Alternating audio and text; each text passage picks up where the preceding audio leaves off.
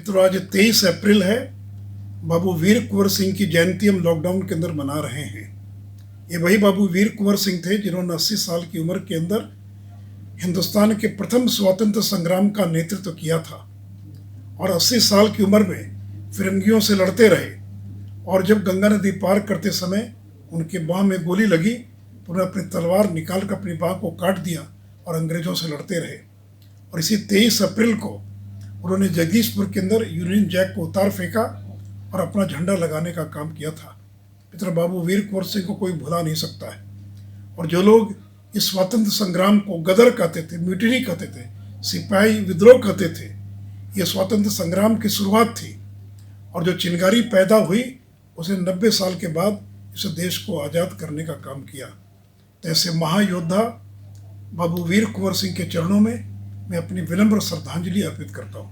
मित्रों, 1857 जो हिंदुस्तान का पहला स्वतंत्र संग्राम था उसमें बिहार के लोगों की हिस्सेदारी की बड़ी कीमत बिहार को चुकानी पड़ी।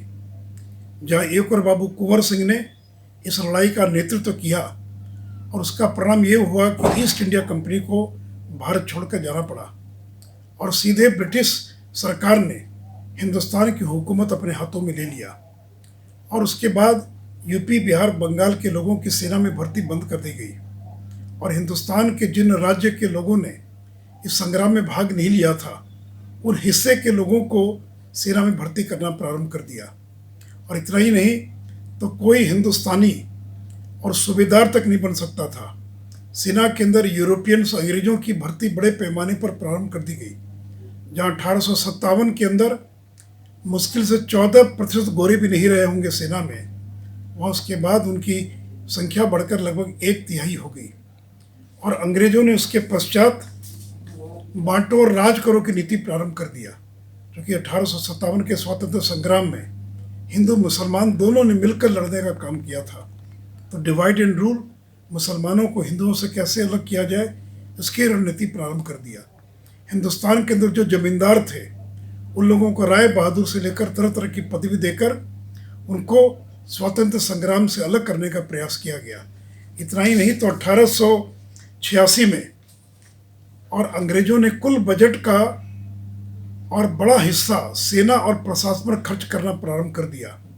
केवल 2 करोड़ रुपया उन्होंने खर्च किया स्वास्थ्य और शिक्षा पर और लगभग 37 करोड़ रुपये से ज़्यादा सेना और प्रशासन पर खर्च करना प्रारंभ कर दिया।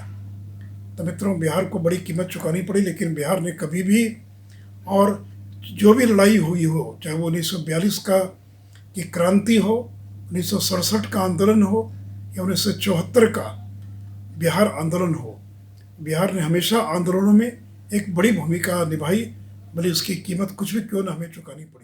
बिहार के आधुनिक अस्पतालों में से एक NSMCH multi speciality 350 bedded hospital, अनुभवी डॉक्टर एवं ट्रेन्ड पैरामेडिकल स्टाफ, विश्व स्तरीय सुविधाओं के साथ अत्याधुनिक ऑपरेशन थिएटर, ICU, NICU, निशुल्क OPD परामर्श, 24 घंटे इमरजेंसी सर्विसेज और जटिल गर्भावस्था का इलाज। Netaji Subhash medical college and hospital, Amhara, Bihta, Patna.